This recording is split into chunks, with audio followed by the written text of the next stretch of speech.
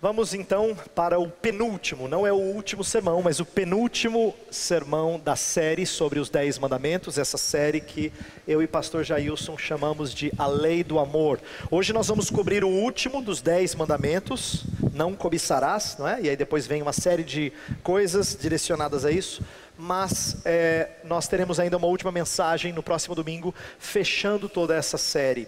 E como vocês sabem, essa tem sido uma oportunidade de aprender não só em sermão, mas aqueles de vocês que têm ficado na escola dominical, sabem que tanto as crianças quanto os adultos têm estudado sobre cada um dos mandamentos após o sermão.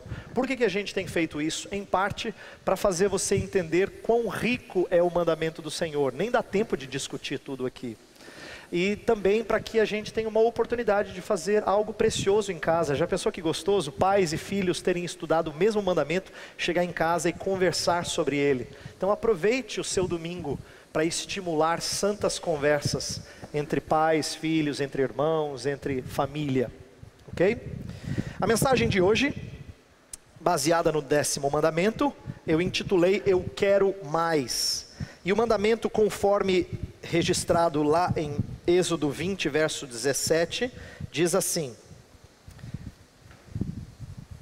Não cobiçarás a casa do teu próximo, não cobiçarás a mulher do teu próximo, nem seus servos ou servas, nem seu boi ou jumento, nem coisa alguma que lhe pertença. Existe um mandamento que, ou melhor, ele é repetido novamente em Deuteronômio capítulo 5, e lá ele é quase igual, com o acréscimo de cobiçar o campo do próximo, mas é em síntese o mesmo mandamento.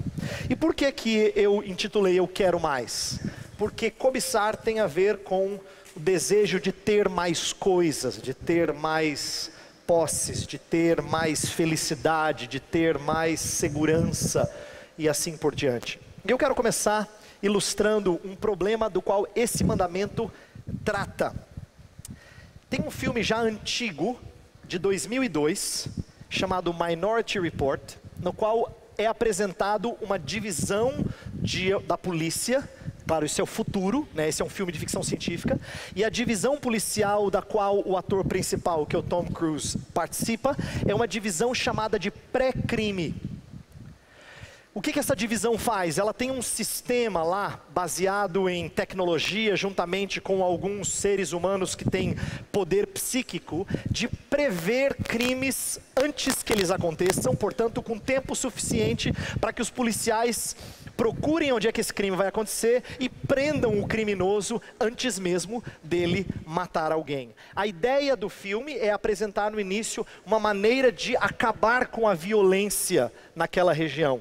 Então você acabava com a violência como? Você previa o homicídio e você impedia que ele acontecesse. No decorrer do filme, um problema acontece. Num determinado momento, aquele sistema, aquele equipamento todo diz que quem é o próximo homicida é o próprio policial, que é o principal do filme.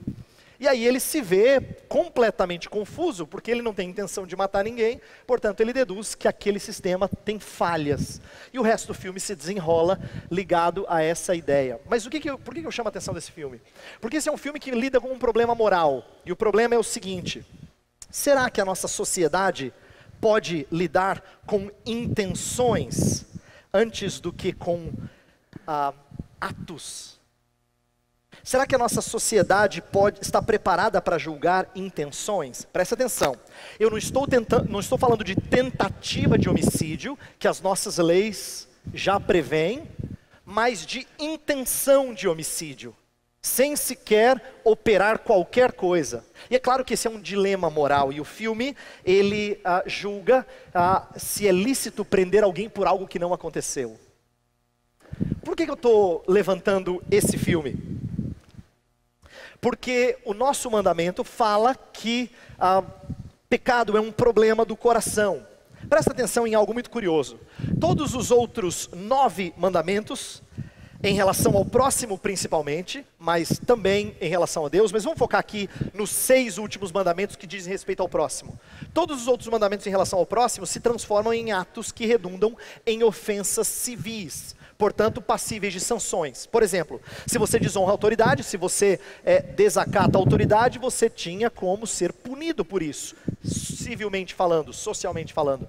Se você matasse, mesma coisa. Se você tomasse a mulher de outro, na sociedade judaica, isso era crime, passível de pena. Se você furtasse, a mesma coisa. Se você difamasse alguém, a mesma coisa. Mas o 10º mandamento, ele não trata de atos, ele trata de intenções. É claro que cobiça redunda em atos, não tenha dúvida, mas o foco do mandamento é em intenções. E aí, aquilo que o filme levantou de dilema ético, a palavra de Deus não tem receio de mostrar que ética não pode estar cercada somente a atos externos, mas ela precisa lidar com motivações, com intenções. Embora a cobiça seja o pecado que costumeiramente redunda em planos e ações, quer dizer, quem furta primeiro cobiçou e por isso planeja e age de tal forma. Quem mata também talvez cobiçou ter alguma coisa ou se livrar desse empecilho, por isso ele planeja e mata. Então, embora a cobiça redunde em planos e ações, tal mandamento deixa claro que pecado é muito anterior a planejamento e ações. Diz respeito a intenções, aspirações do coração. Por que eu chamo a atenção disso? Porque Jesus Cristo nos ensina essa verdadeira dimensão da lei. Jesus não estava inovando quando apresentou uma dimensão mais profunda das leis. Lembra lá em Mateus 5, quando ele fala assim: ouvistes que foi dito, não matarás, mas quem nutre ódio pelo seu irmão e difama o seu irmão, esse é homicida, ele matou o seu irmão no seu coração.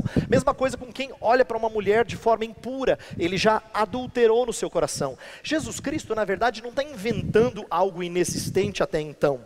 Ele está reforçando o que já tinha sido semeado na lei, que era a ideia de guardar a palavra de Deus no coração, mas que ele expande para nos dar essa perspectiva de que lei é muito mais abrangente do que só nossos atos. Eu tenho falado aqui domingo após domingo, reverendo Jailson também, que cada um desses mandamentos, embora seja curto, ele abrange uma série de pecados relacionados a essa área. Mas quando eu falo que ele é abrangente, eu não estou dizendo simplesmente que ele abrange uma série de atos. Não, ele abrange intenções, ele abrange inclinações.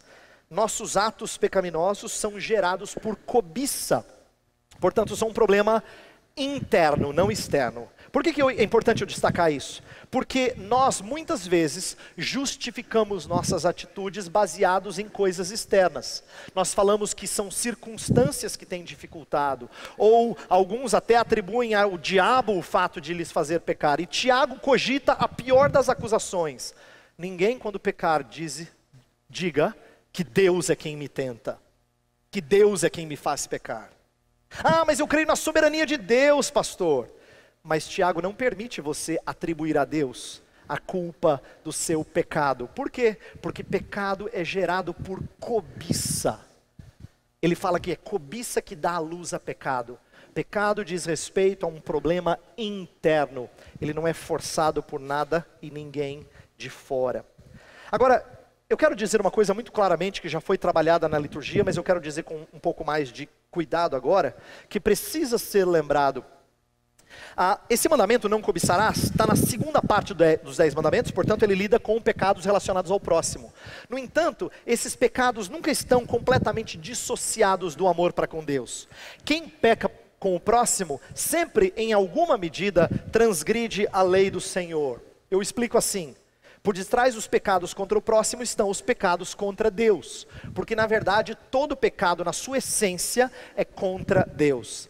Lembra quando Davi tomou a mulher de outro, Batseba no caso, tomou a mulher de Urias, depois colocou Urias na frente de batalha para morrer, e trouxe um problema enorme para sua família, por causa do julgamento de Deus. Presta atenção, ele pecou contra Batseba, ele pecou contra Urias, ele pecou contra o seu povo e a sua família. Mas quando ele ora, ele fala assim: pequei contra ti somente. Por que Davi fala isso? Porque ele sabe que pecado, em última instância, é contra Deus, é ferir a honra e a lei de Deus. Então, mesmo quando a gente fere o próximo, nós devemos pedidos de perdão, não só ao próximo, mas primeiramente ao nosso Deus.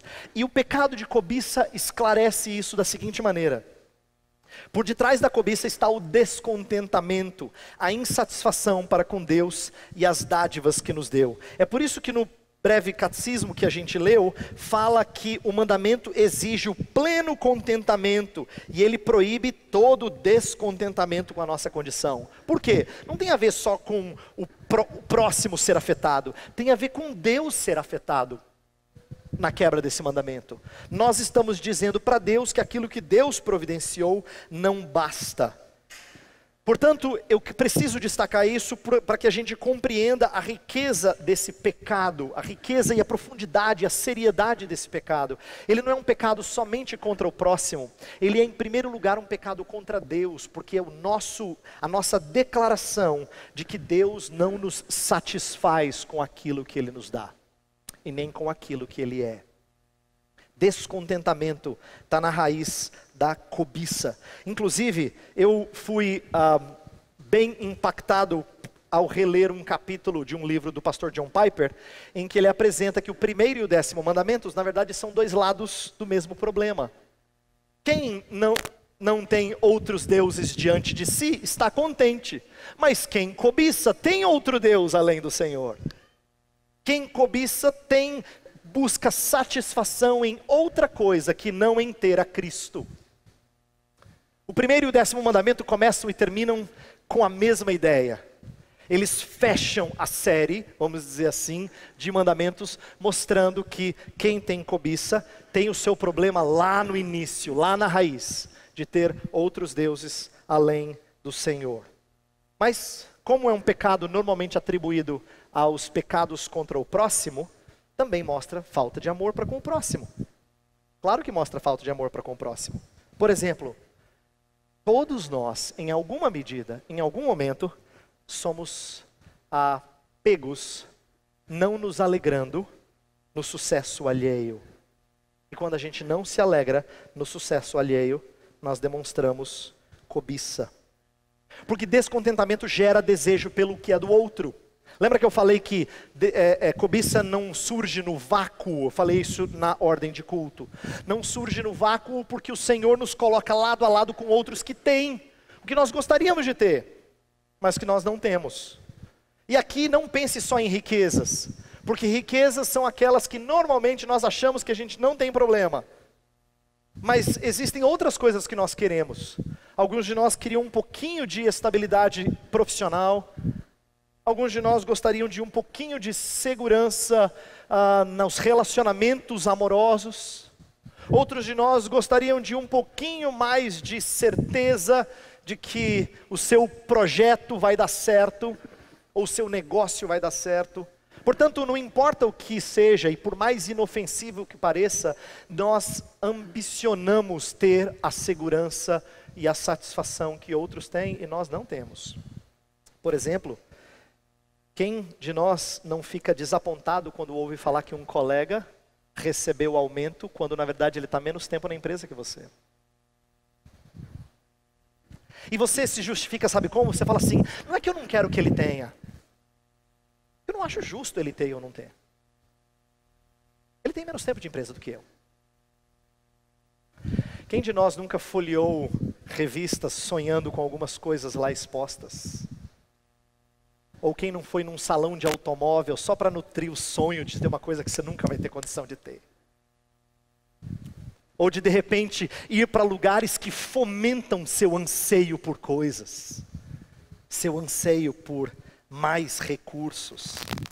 Isso aí mostra como nós somos propensos a buscar aquilo que deveríamos ter no Senhor Deus. Agora preste atenção numa coisa. O desafio maior não é nos alegrarmos com a bênção do outro, quando nós temos a mesma bênção, mas quando não a temos. Deixa eu explicar isso aqui. Porque às vezes a gente tem a impressão de que a gente é grato a Deus, que a gente se alegra com o sucesso do outro. Por exemplo, você é convidado para um aniversário, aí você vai e você fala assim, sabe, eu gostaria de me alegrar com os que se alegram. A Bíblia fala disso, viu, pastor? Por isso que eu estou aqui. Eu me alegro com os que se alegram. Mas sabe por que você se alegra? Porque você tem também vida. É por isso que você celebra a vida. Agora é muito difícil ir num chá de bebê depois que você perdeu uma criança pela terceira vez. Entendeu? É fácil celebrar a bênção que o outro tem, quando nós também temos.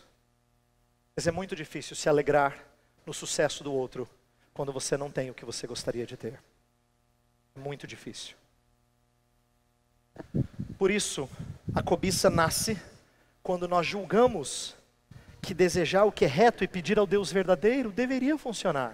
Porque nós crentes, veja só, nós ainda temos uma coisa a mais que confunde a nossa mente. Nós não buscamos essas coisas à parte de Deus, a gente se justifica. Não, eu peço a Deus, pastor. Eu oro ao Deus verdadeiro, pastor.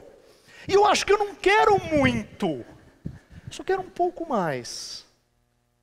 O Salmo 73 que a gente leu é exatamente sobre isso. É alguém que queria um pouco mais. E que pediu a Deus, ele não pediu a um ídolo. Então ele entendeu que era justo desejar isso. Era justo ter. Mas Deus não deu o que ele queria. Para alguém que acha que pede o que é certo e ao Deus certo, não faz sentido não ter essas coisas. Mas o que faz sentido, e é disso que eu quero falar nessa manhã, é que esse desejo demonstra que nós não amamos o próximo. Falta de contentamento para com o que é do outro é falta de amor pelo outro.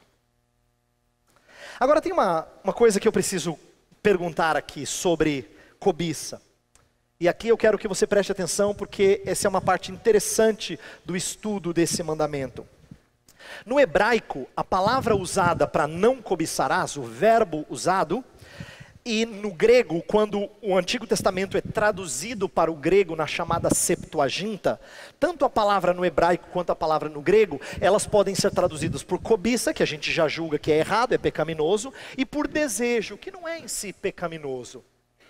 Tanto é que essas duas palavras no Antigo Testamento e no Novo Testamento, a palavra grega no caso no Novo Testamento, elas são usadas tanto para desejos maus, quanto para desejos bons. Então, olha que interessante, seria mais ou menos o seguinte: se a gente mudasse o mandamento e colocasse como algo mais difícil de discernir, é assim: não desejarás o que você não tem. Cobiçar sim é pecaminoso, mas desejar não parece tão ruim. Mas ele está usando uma mesma palavra que é usada muitas vezes para coisas que são santas. O que isso nos ensina? Dentre outras coisas, que o problema não é a habilidade de desejar. Desejar em si não é o pecado. A habilidade de desejar em si não é o pecado. Mas é em que você deseja, muitas vezes é ilícito. E como você deseja, muitas vezes com ansiedade e com mais intensidade do que deveria desejar. David Powlison fala que o mal de nossos desejos pode não estar naquilo que queremos, mas no fato de querermos aquilo em demasia. A gente quer demais e vira o alvo da nossa felicidade, da nossa alegria. Por isso que quando o texto fala não cobiçarás e lista algumas coisas, ele está tentando mostrar que todo e qualquer desejo por alguma coisa que você não tem e outro tem, mostra um problema mais profundo. Presta atenção. Ainda que desejos, os impulsos do coração, não sejam transformados em intenções, que é quando a vontade ela assente, ela diz, vou atrás. Ainda assim, isso revela o nosso pecado original, isto é, o fato de nós sermos pecadores no nosso íntimo. O que eu estou querendo dizer? Eu vou explicar. Quando você tem desejos, ainda que você não diga assim, pois eu vou atrás disso, vou buscar essas coisas, que aí fica mais claro que o seu coração cobiçoso está fazendo planos para obter coisas que você não tem, ainda que você não faça planos, ainda que você não haja em prol dessas coisas, só o fato de nós termos essas aspirações mostram que tem algo profundamente errado no nosso interior. Eles revelam um coração insatisfeito, um coração que ama mais as coisas do que a Deus, um coração que não ama o próximo.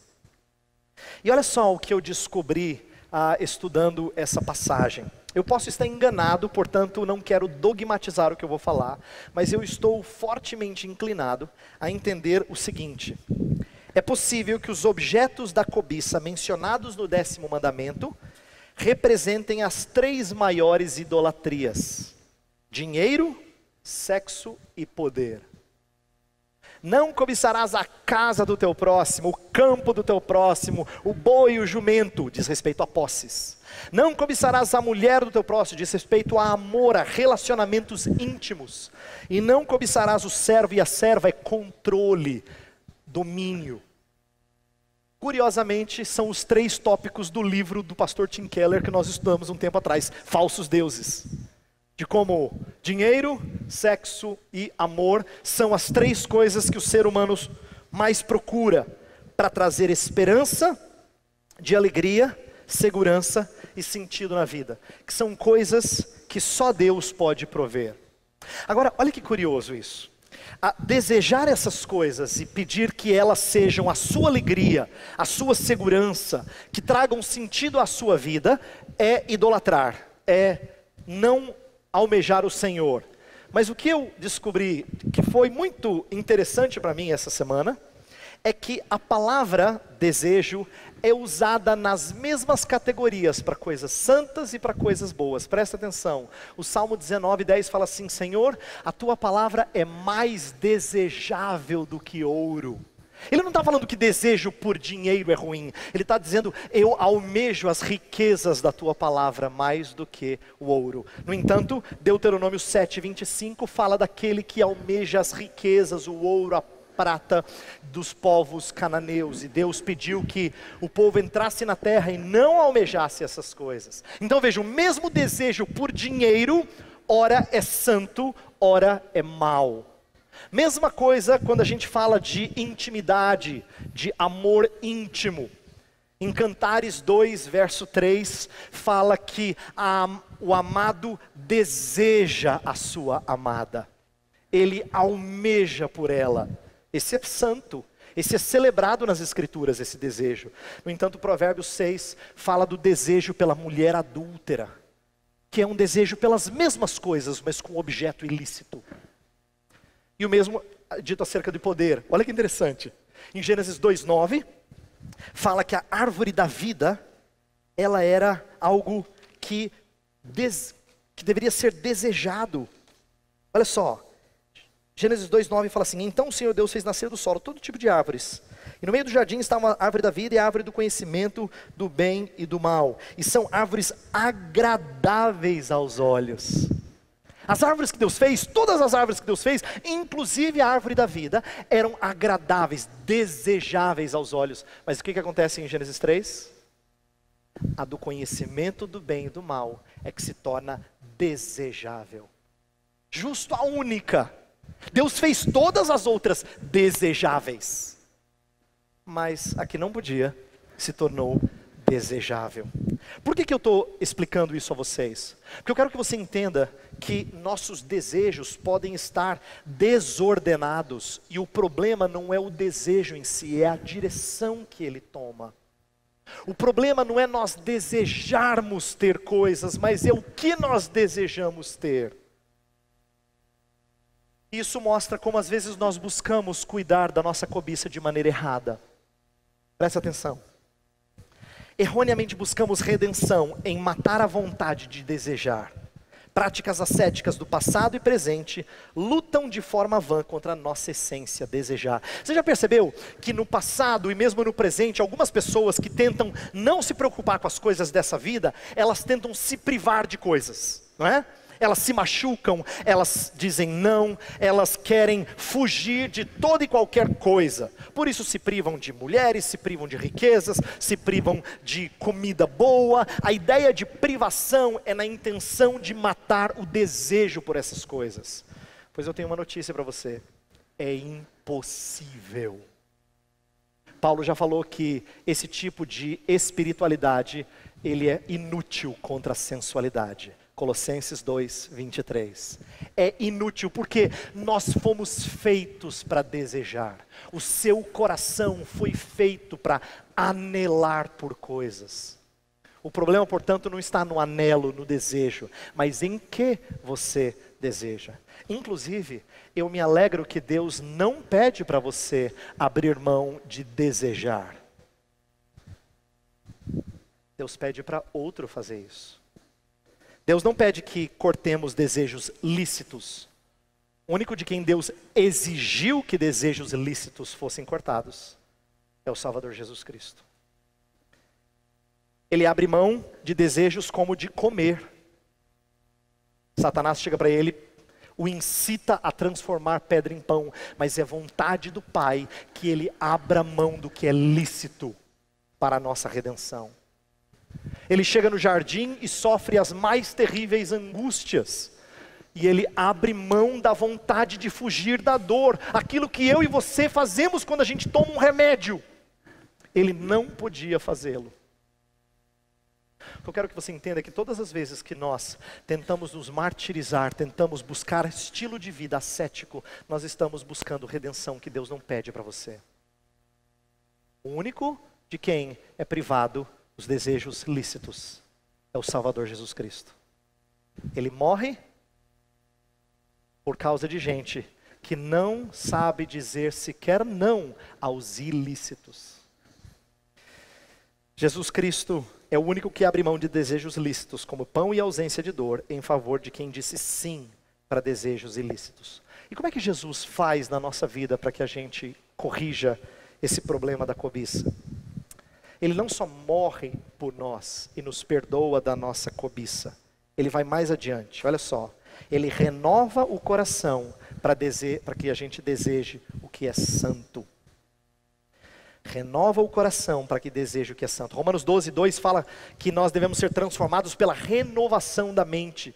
Filipenses 2:13 fala que Deus é quem efetua em nós tanto querer quanto realizar. Quer dizer, os desejos santos, inclusive, brotam do Senhor. Sabe o que me surpreende na salvação de Jesus?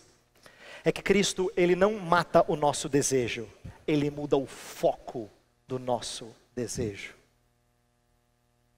Ele não mata o desejo, mas ele apresenta um objeto mais desejável em lugar do objeto pecaminoso, ele próprio. Essa é uma das coisas mais lindas que eu tenho aprendido acerca de luta contra pecado. Você não vai conseguir matar o pecado que você anela, as coisas que você anela, simplesmente cortando o seu desejo. Você só vai conseguir quando o seu desejo for direcionado a algo mais precioso do que o pecado. Você só consegue vencer as coisas que eu e você buscamos quando nós passamos a desejar mais aquilo que é santo, o próprio Deus. É por isso que Deus se apresenta em toda a Escritura, no coração e na boca de servos dele, como sendo o principal desejo. Salmo 42 fala assim: Senhor, a minha alma anela por ti, eu tenho sede de Deus. Como alguém que está no deserto e anela por água, eu tenho sede de Deus. O Salmo 73 que a gente leu, na última parte, verso 25, fala assim: a quem tenho eu no céu senão a ti, na terra nada mais desejo, além de estar junto a ti. Até Paulo uma vez falou assim: olha, se eu pudesse escolher, eu escolheria morrer, porque estar com Cristo é incomparavelmente melhor. O que isso significa? Que Deus ensina você a redirecionar os seus desejos, não matando-os, mas apresentando o que é mais desejável. Eu quero terminar falando duas coisas, tanto a sociedade brasileira, quanto a cristãos, a igreja de Cristo. Sociedade brasileira precisa aprender que moralidade não se resume a atitudes. O problema do ser humano é de coração, e não temos acesso ao coração para mudá-lo. Por que eu estou dizendo isso? Porque quando a gente apresenta o 10º mandamento, alguns autores dizem assim: é aqui que Deus dá a machadada no orgulho do ser humano. Porque ele até acha que consegue honrar a autoridade, não matar, não adulterar, não roubar, não falar mal do próximo, mas na hora que chega no coração, é inescapável, todo mundo cai. O não cobiçarás pega todo mundo. E é uma pena que a nossa sociedade entenda que ela pode ser feita uma melhor sociedade sem compreender a necessidade de mudança de coração. Se você é alguém que está aqui porque você acha que isso aqui é um bom caminho para a sua vida, você ainda não entendeu. Isso aqui não é um bom caminho para a sua vida. Você não pode buscar ser uma pessoa melhor aqui. Você não vai conseguir. Porque é impossível você cuidar da sua moralidade. Você precisa morrer. Morrer. Por quê? Porque cobiça só se mata quando a gente morreu para si. E para morrer para si, Cristo precisa viver em você. Por isso que o autor Francis Schaeffer, no livro Verdadeira Espiritualidade, fala assim, antes de eu falar de verdadeira espiritualidade, eu preciso dizer que você só conhece, você consegue viver vida cristã se você nasceu para Cristo. Se você nasceu de novo. A nossa sociedade não vai entender isso enquanto ela não se submeter ao senhorio de Jesus. E você pode vir para a aliança inúmeras vezes, gostar de cada sermão, nada vai fazer sentido e mudar a sua trajetória se você não se render a Jesus Cristo. E para aqueles que já conhecem a Cristo, eu anseio, e nós vamos falar sobre isso na aula, conhecer o segredo do contentamento. Paulo fala assim, eu aprendi o segredo de viver contente em toda e qualquer situação. Esse é um segredo que nós precisamos contar um para o outro, estimular um ao outro. A crença no Deus como a alegria que nos basta. A crença em Deus como a alegria que nos basta. Eu estou dizendo isso porque o Salmo 16 fala assim, Senhor, a tua destra há delícias perpetuamente. Eu espero que nossa igreja seja marcada por pessoas que têm aprendido a lutar contra a cobiça, porque morreram para si, viveram para Deus, e agora tem o Senhor como a sua maior alegria. É por isso que nós colocamos, para terminar esse culto, um cântico que fala de um desejo que a gente tem. Senhor, se o Senhor olhar para o meu coração, eu não anelo coisas santas. Infelizmente eu não anelo coisas santas. O meu coração ele é mau, ele deseja alegria, segurança, sentido para a vida em outras coisas que não o Senhor. Eu queria ser parecido com Jesus. Jesus é que tinha a vontade do seu Pai como seu maior desejo. Nós vamos ficar em pé e cantar, dá-me um coração igual ao teu.